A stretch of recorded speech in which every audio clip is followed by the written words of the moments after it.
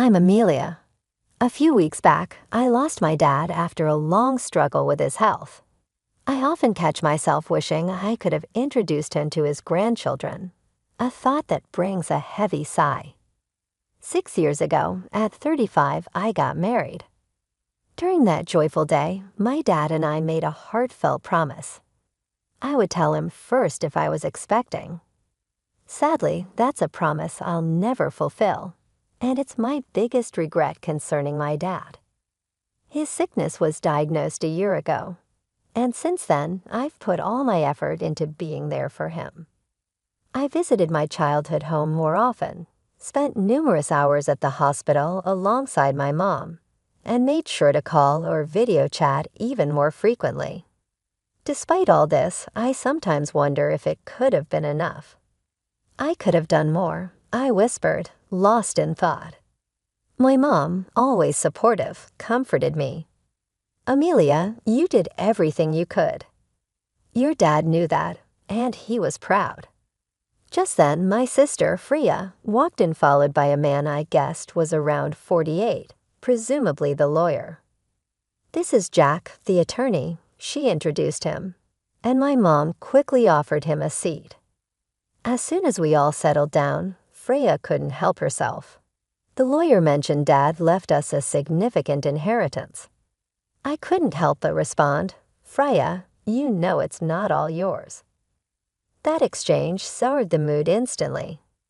My sister and I had a rocky relationship, worsened by our dad's illness. Her refusal to visit our dad, despite my attempts to bridge the gap between them, didn't help matters. Her attitude has always been a barrier, and it only grew more pronounced during these tough times. In hindsight, my words to my sister might have been a bit too sharp, fueled by my concern for our father. However, her response didn't help the situation either. You're grown up, there's no need to be so obstinate. I pointed out, to which she snapped back, I'm not being obstinate. Living in the city and traveling to the countryside isn't as simple as you think. It's just a 3-hour drive, I countered, but she argued. Those 3 hours are not just about time, it costs money. And yes, money is important to me. I'm busy, so please just stop nagging me. That marked the end of our conversation. Despite the distance, I always believed she could make an effort to visit now and then. This belief was a major factor in the swift decline of our relationship.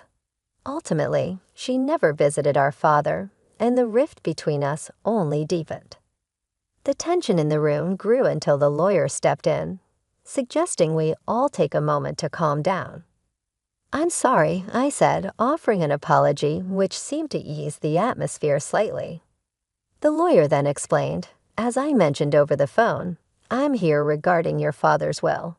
My mother, puzzled, whispered, when was this arranged? The lawyer replied, a few weeks before he passed. Your father reached out to me. He asked you to come to the hospital. My mother asked, yes, I drafted the will there with him in the presence of his primary doctor. It was arranged that the doctor would notify me upon your father's passing, which is why I contacted you now. The lawyer clarified, pulling out a white envelope and placing it before us. Recognizing my father's handwriting on the envelope, I whispered, that's definitely Dad's handwriting. Freya, visibly impatient, demanded, just get on with it. What does it say? You know I'm busy. The lawyer, with a hint of a smile, opened the envelope. Inside, there was a single piece of paper outlining the inheritance. The house, land, some savings, and a storage shed. We were aware of the house and land, but the mention of a storage shed was new to me. My sister, frustrated, turned to the lawyer. Wait, what about the farm? The lawyer echoed a bit surprised. Yes, the farm. Dad used to work on it as a hobby, I explained. Our father had run a successful business in a nearby town, but decided to slow down after turning 52, considering closing the company to spend more time on his hobbies, including the farm. This new mention of the farm added another layer of complexity to our father's legacy and what he left behind. During my high school years, I remember expressing a desire to take things a bit slower in life. My sister, who was attending college at the time, didn't agree with this laid-back approach. However, both my mom and I, concerned about my dad's health, supported the idea. "Don't fret over finances, Freya. We're well prepared with savings," my dad comforted her.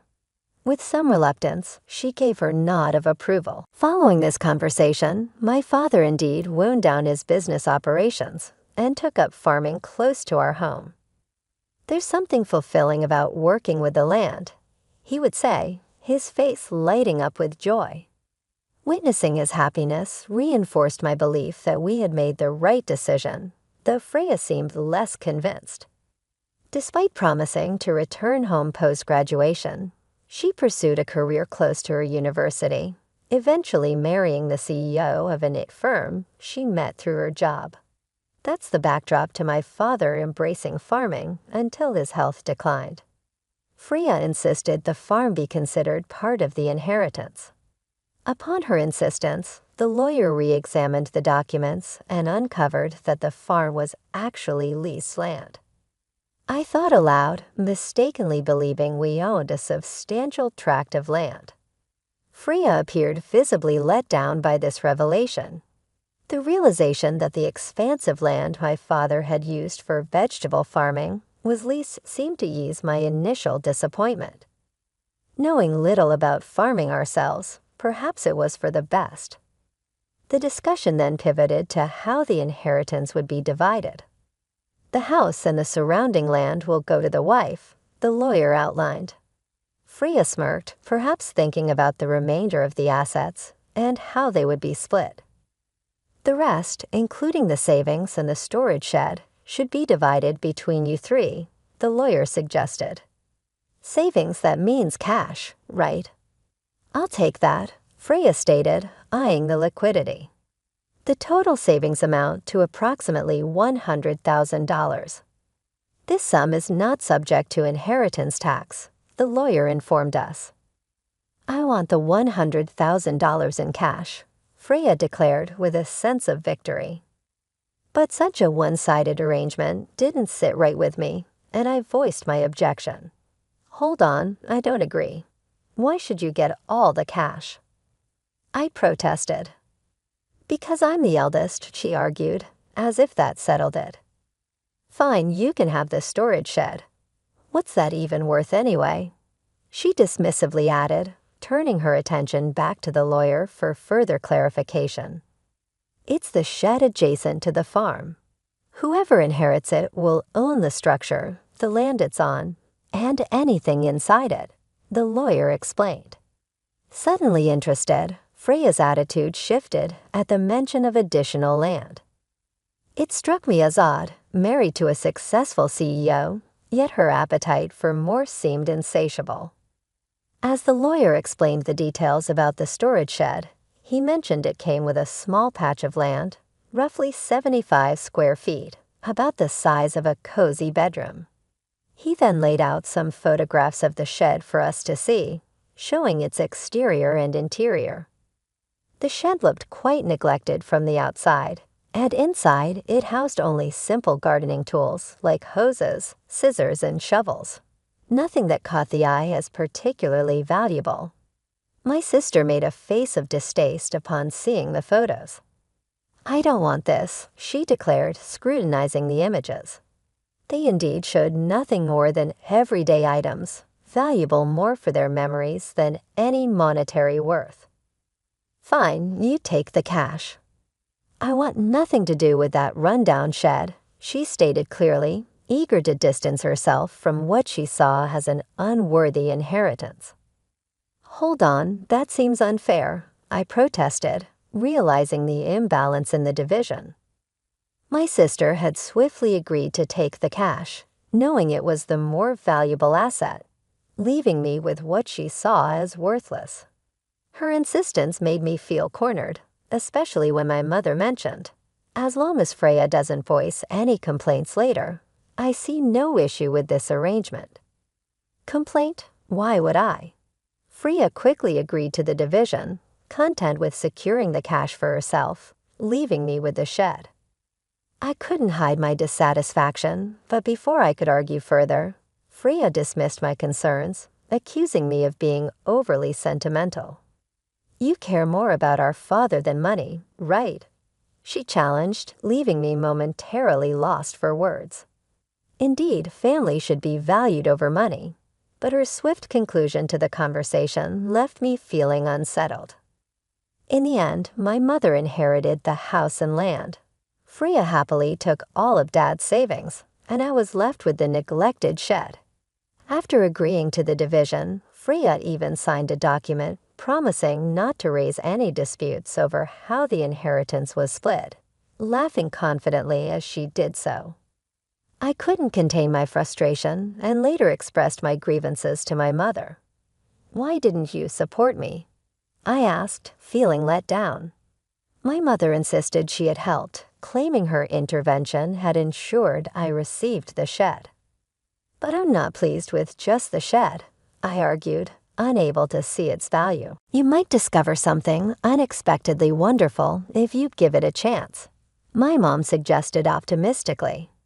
Despite my frustrations, her words sparked a faint glimmer of hope. Maybe there was more to the shed than met the eye, a thought that left me pondering as I tried to reconcile the day's events. After receiving the key from the lawyer, I made my way to the shed, situated beside the field, a serene 20-minute walk from our house along a rarely trodden rural path.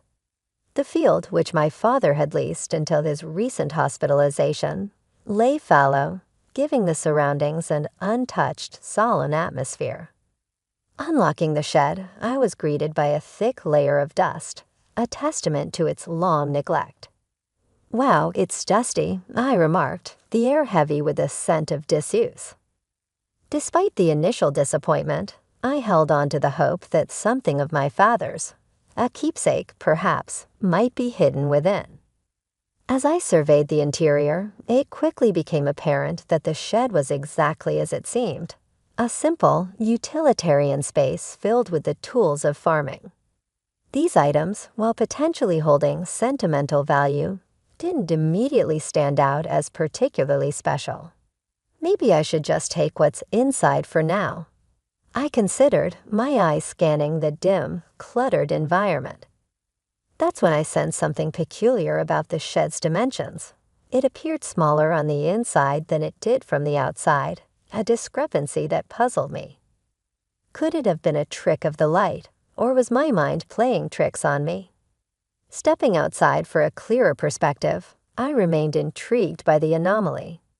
Driven by curiosity, I decided to explore the shed's exterior, circling to its rear. There, hidden among a dense thicket of trees, I discovered a second door. Wait, another entrance. I gasped.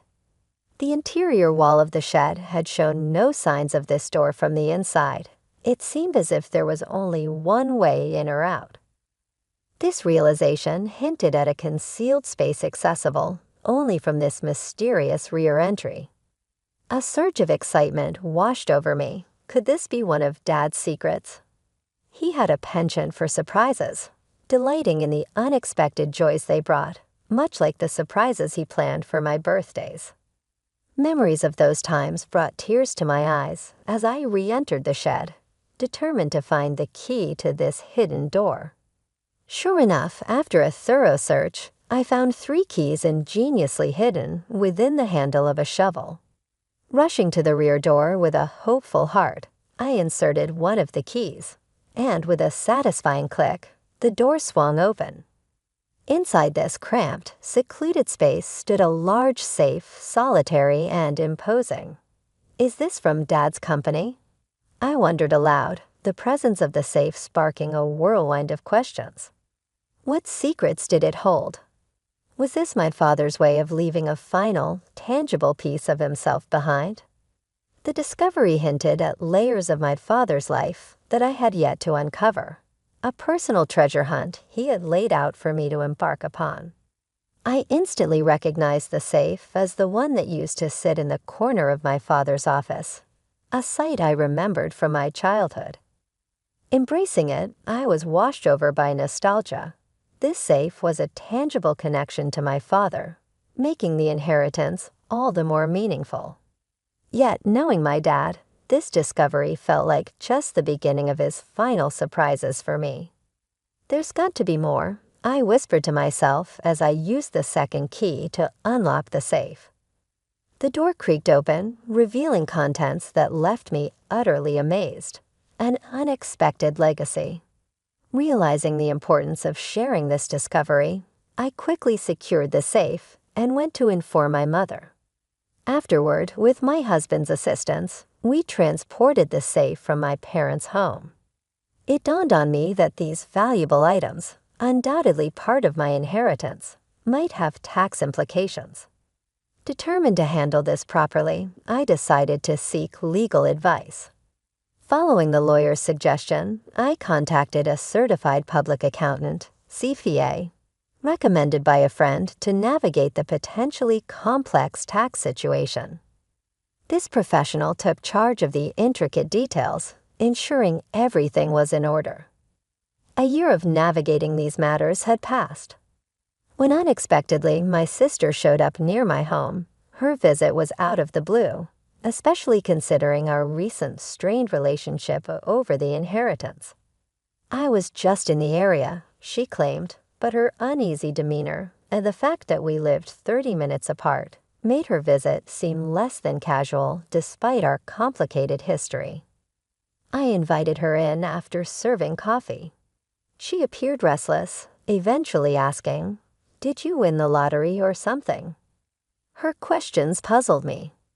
I never played the lottery, and it wasn't the season for my husband's holiday bonus. "What are you getting at?" I finally asked, seeking clarity on her bizarre insinuations. Her mood shifted suddenly to irritation. "Are you making fun of me?" she accused. Her reaction puzzled me even further as her line of questioning seemed completely out of left field. I had no idea what could have prompted such an inquiry, or why she would think I had come into a sudden windfall. Apart from the mysterious contents of the safe that only my family knew about, my sister was practically buzzing with curiosity about the subject of money, insisting that I must have come into a significant sum. She recounted a recent encounter with our aunt in the city who unwittingly sparked her curiosity. Our aunt had mentioned receiving an $11,000 gift card from me as a thank you for visiting our father during his illness. This gesture led my sister to speculate wildly that I had stumbled upon some unexpected fortune. "You've come into some money, haven't you? Just admit it," she pressed me for answers. Understanding the root of her inquiry, I let out a sigh, which only seemed to irritate her further. "What's with the attitude? Are you making fun of me?" she demanded. I tried to explain it was simply a gesture of appreciation, which led her to question the source of the funds for such gifts. I reminded her of the inheritance, specifically the dusty shed she had disdainfully mentioned, and revealed the discovery of the safe inside it. A true treasure trove left by our father. The safe contained a collection of valuable watches, a passion of our father's. Though unsure of their exact worth, it was evident they held considerable value, especially given the modest amount of savings left. This revelation led to a discussion about the potential need for paying inheritance tax, a concern my mother had raised upon learning of the safe's contents. "What should I do, Mom?" I asked, seeking her wisdom. My mother advised handling the matter transparently, suggesting that such secrets have a way of coming to light eventually. Following her counsel, I reached out to the lawyer we had previously consulted, who clarified that the value of inherited items determines the applicable inheritance tax. This led me to take the responsible step of accurately declaring the inheritance, ensuring compliance with the legal and financial implications of my newfound wealth.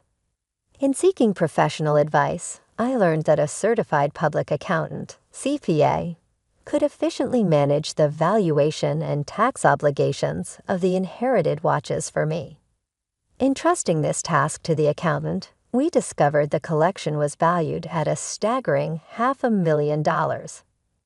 Given their high value, the implication was clear. Inheritance tax was due. The sensible course of action, as advised, was to retain only those pieces that held sentimental value to me and sell the others to someone who could appreciate and afford them. This approach not only made financial sense, but also felt right emotionally. From the proceeds of the sale, I managed to cover the inheritance tax and also extend my gratitude through gift cards to relatives who supported us during my father's illness. This is what had sparked my sister's curiosity. Among the keepsakes, I chose to keep my father's pocket watch, a piece not of great monetary worth, but rich in memories. I shared this story with my sister, showing her the pocket watch, trying to convey its sentimental value. However, her reaction was lukewarm, seemingly more interested in what was sold than what was kept. When she inquired about the remaining watches and the whereabouts of the safe, I informed her it was at our mother's house, explaining the safe's size and its historical significance to our father's business. Her response was contemplative, leaving me feeling uneasy about her intentions. Yet she departed without further questions, to my relief. Though I couldn't shake off an unsettling sense of worry, my fears were somewhat confirmed that very night. A distressing call from my mother urged my husband and me to hurry to her house. As we neared, the scene was alarming. Red lights flashing in the darkness, police cars stationed outside. Making my way through the gathering crowd, I found my mother and learned of the evening's harrowing events. She had been preparing for bed when unusual noises startled her. It sounded like someone was frantically searching through the house. Believing a burglar had broken in, and with no one else home to help, my mother made a quick decision to escape through a window, a move driven by fear and desperation. The situation she described was unnerving, painting a night filled with panic and uncertainty. Under the veil of night, my mother noticed the eerie glow of a flashlight moving inside the house, confirming her fears of a burglary. In a state of panic, she sought help from our neighbor who, upon witnessing the suspicious activity, wasted no time in calling the police, convinced a burglar was at large. Yet the supposed intruder was none other than my sister, Freya, who had decided to search the safe after hearing about my inheritance earlier that day. Without any way to identify her intentions, both my mother and the neighbor were understandably alarmed. The situation escalated when the police arrived. Caught off guard and enveloped in guilt, Freya attempted to flee the scene. Her actions were fueled by a misguided panic. Ironically, her escape efforts led her to collide with the safe, causing the unsteady object to topple over and trap her underneath. This accident led to her being rushed to the hospital with complaints of leg pain, leaving us all in disbelief over her reckless actions. Following this chaos, my mother and I found ourselves apologizing to the responding officers for the misunderstanding. I also felt compelled to inform Freya's husband about the incident, only to discover from him that Freya had been harboring a significant amount of debt due to her extravagant spending on luxury items. Their recent argument had culminated in her storming out, determined to borrow from Mom to settle her financial woes. Unbeknownst to us that she had already depleted her inheritance in an attempt to cover her debt. Freya's husband, already on edge from discovering the extent of her financial mismanagement, declared his intention to divorce her upon learning of her latest escapade. This revelation shed light on Freya's desperate actions that night, which had led to a tumultuous scene at the hospital where her husband broached the subject of divorce. The entire ordeal unfolded into a dramatic clash, underscoring the profound consequences of Freya's actions and the turmoil they had wrought upon our family. Freya was adamant, insisting I'm not getting a divorce. Absolutely not. Yet the reality of her situation became undeniable when her husband presented the divorce papers. Faced with the stark evidence of their fractured relationship, she found herself with no option but to sign them.